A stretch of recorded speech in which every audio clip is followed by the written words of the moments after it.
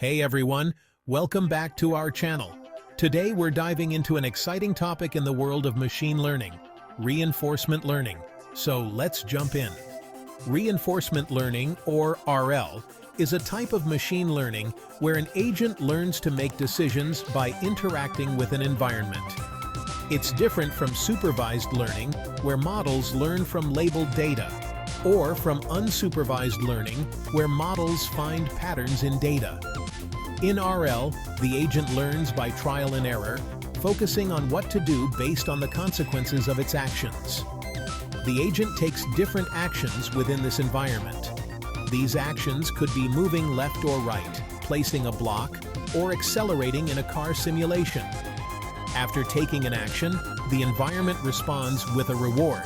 The agent's goal is to learn a strategy, called a policy, that maximizes its total reward over time. Reinforcement learning has some amazing real-world applications. Thanks for watching. If you found this helpful, don't forget to like, subscribe, and hit that notification bell. See you in the next video.